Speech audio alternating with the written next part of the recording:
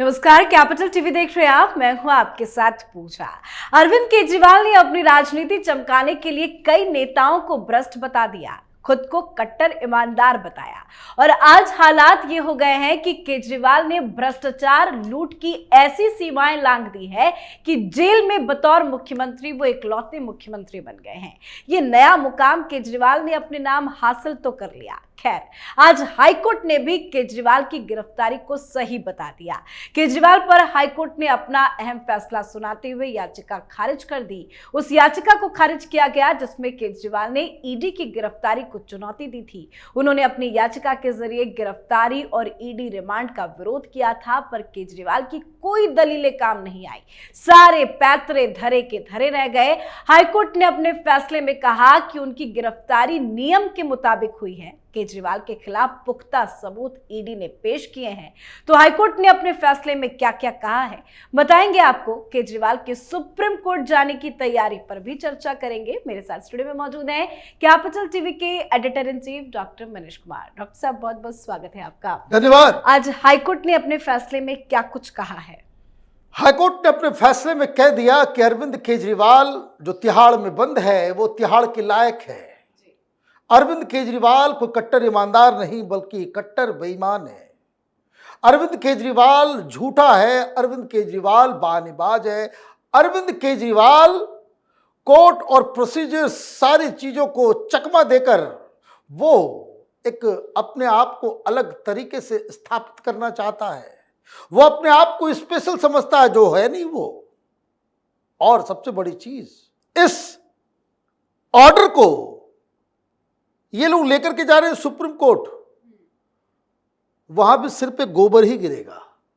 कारण मैं बता देता हूं क्यों।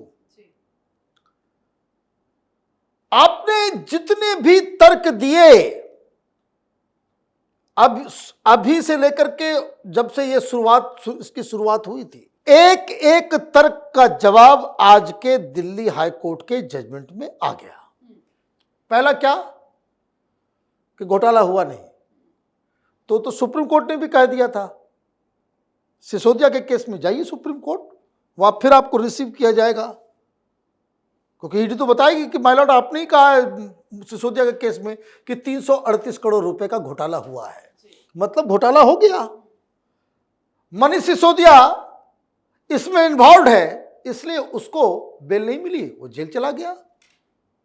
अब आप भी इन्वॉल्व है या नहीं है, ये तो ईडी के सबूत से दिया जाएगा। कोर्ट क्या कह रही है? कोर्ट इधर उधर की बातचीत नहीं कर रही। कोर्ट ने कहा कि ईडी ने जो बहुत सारे सबूत कोर्ट को दिए उसको सामने पेश नहीं किया गया, और कोर्ट ने कहा कि बाद में आपको मौका मिलेगा कि जब ईडी के सबूतों के ऊपर आप अपना व्याख्यान कीजिएगा। चूंकि अभी इन्वेस्टिगेशन चल रहा है, तो कोर्ट के सामने जो बातें, जो सबूत दिए गए हैं उसके बारे में क्या लिखा गया। ऑर्डर क्या है दिल्ली हाई कोर्ट का? The material collected by ED reveals Mr Arvind Kejriwal conspired and actively involve in use and concealment of proceeds of crime. इतना तो किसी और के लिए भी नहीं था। सारा गुरु घंटाल तो यही है। दिल्ली हाई कोर्ट ने कहा कि ईडी ने जो हमारे पास मटेरियल दिए हैं वो इस बात को प्रूव करने के लिए सफिशिएंट है कि अरविंद केजरीवाल ने ही कॉन्स्पायर की कि हमको एक नया गुरु लाया जाए, एक शराब नीति और माल कमाया जाए।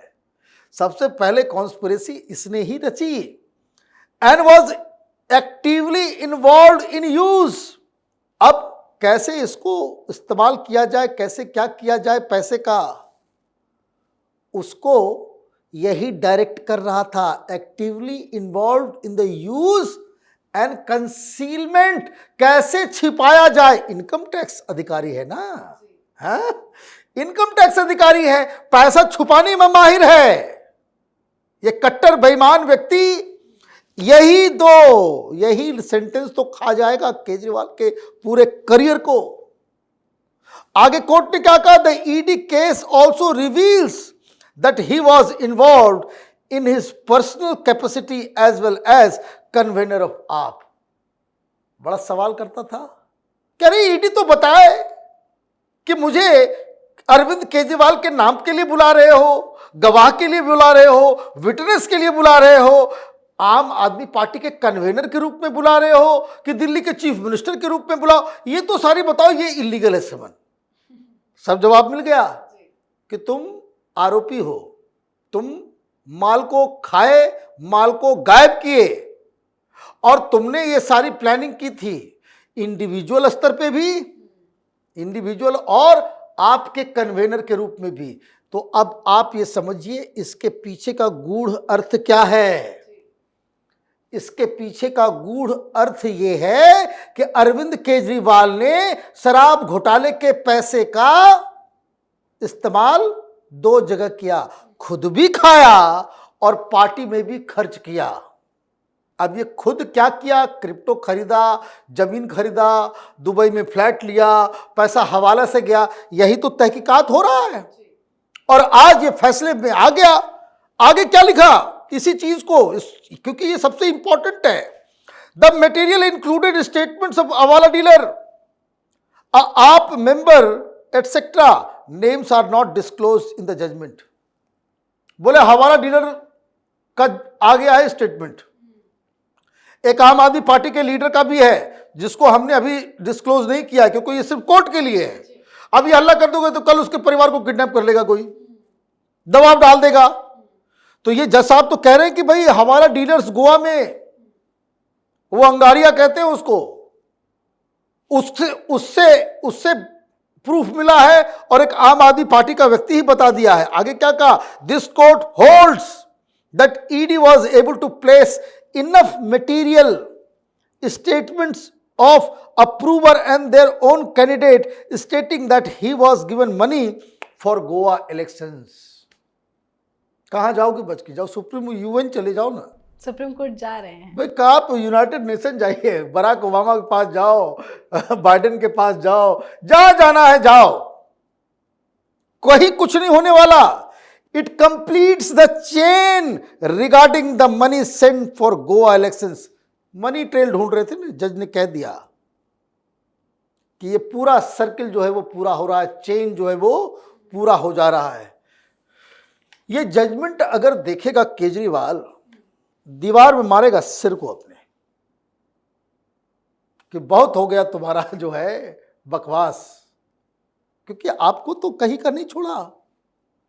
आपने क्या कहा, कोई सबूत नहीं मिला, 5 रुपया भी नहीं मिला, और ये सब पोकर फेस बना के, जुआरी का जैसा चेहरा होता है ना, झूठ बोलने में इसके चट्टे बट्टे सारे लोग मुस्कुरा मुस्कुरा करके शब्दों को चबा चबा करके पूछते थे कि भाई 100 करोड़ रुपए का घोटाला हुआ है तो 5 रुपए तो कहीं मिलता। मनीष सिसोदिया के यहाँ वो छापेमारी हो गई, उसके यहाँ छापेमारी हो गई, लॉकर में छापेमारी, वहां झुंझुना मिला। यही कह रहे थे कि कोई सबूत नहीं है, सिर्फ स्टेटमेंट्स के ऊपर। और आज स्टेटमेंट को लेकर भी सौरभ भारद्वाज ने कहा है कि जो गवाह बने हैं उन्हें डरा धमकाकर, मार पीट कर उनसे बयान दर्ज कराया। ये सौरभ भारद्वाज को कंटेम्प्ट ऑफ कोर्ट में जेल में डालना चाहिए। इस कंटेम्प्ट ऑफ माने ये सीधा सीधा कंटेम्प्ट ऑफ कोर्ट है। क्यों है? To cast doubt on the manner of recording statements of approver would amount to casting aspersions on the court and judges।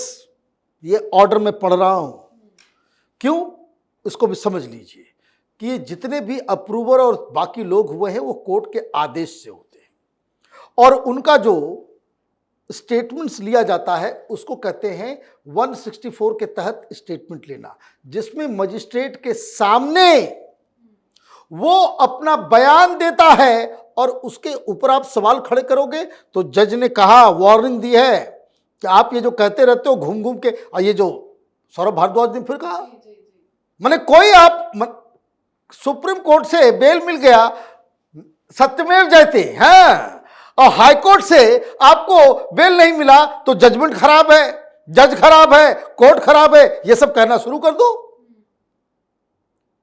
तो ये जो, अच्छा एक चीज और कहा, the law of approver is over 100 years old and not 1 year old। It cannot be suggested that it was enacted to implicate the present petitioner. मजा भी ले लिया सर जज साहब ने। उन्होंने कहा कि यार क्या क्या बकवास करते हो तुम लोग, ये अप्रूवर कर रहे हो, 100 साल से चला आ रहा है ये। और ये इंप्रेशन मत अपने आप में डालो कि तुमको फंसाने के लिए ये कानून बनाया गया है। ये असल बात है क्या, दिक्कत क्या है, ये आम आदमी पार्टी वालों को एक नार्सिसिज्म की बीमारी है। दिमाग जो है इन लोगों का 7वें आसमान पर रहता है और ये केजरीवाल को लगता है कि वो कोई भगवान का अवतार है। आपको याद है जन्माष्टमी, गुजरात गया तो जन्माष्टमी के दिन मेरा जन्मदिन हुआ है। हमने खोल के निकाला भाई कौन सा साल जन्मा है, उस दिन उस समय जो है जन्माष्टमी जो है उस दिन था या नहीं था, फर्जी निकला। कभी सपने में आते हैं भगवान तो कभी कुछ। ये लोग बेसिकली एम्बिशन इतना हाई है, दे आर सो एम्बिशियस कि जमीन पे पैर टिकता ही नहीं है। तो ये सारी चीजें हुई। अब 2-4 और मजेदार चीजें। क्या कह रहा था, लेवल प्लेइंग फील्ड। आजकल नया एक वर्ड आ गया है, ये जो है लेवल प्लेइंग फील्ड। वामपंथी जेएनयू के प्रोफेसर ने एक इंडियन एक्सप्रेस में आर्टिकल लिखा था, उसके बाद से अब ये सारे लोग जो हैं, जितने अली बाबा 40 चोर का गैंग है, ये सब लेवल प्लेइंग फील्ड कि चुनाव है और अगर हमारे मुख्यमंत्री को जेल में डाल दिए, ईडी का प्रकोप बढ़ा रहे हो, सीबीआई का प्रकोप बढ़ा रहे हो, तो ये जो है बेसिकली लेवल प्लेइंग फील्ड नहीं है। मतलब अपॉर्चुनिटी सबके लिए अलग अलग है। अच्छा, तुम करो भ्रष्टाचार, करो चोरी, बलात्कार, किडनैपिंग, तुम क्राइम करो, उसमें सजा ना मिले, सजा नहीं मिले। तो जज साहब ने कहा भाई कि we cannot have 2 rules for different people. This court won't lay down different categories of law, one for common citizen and other for granting special privileges for a chief minister.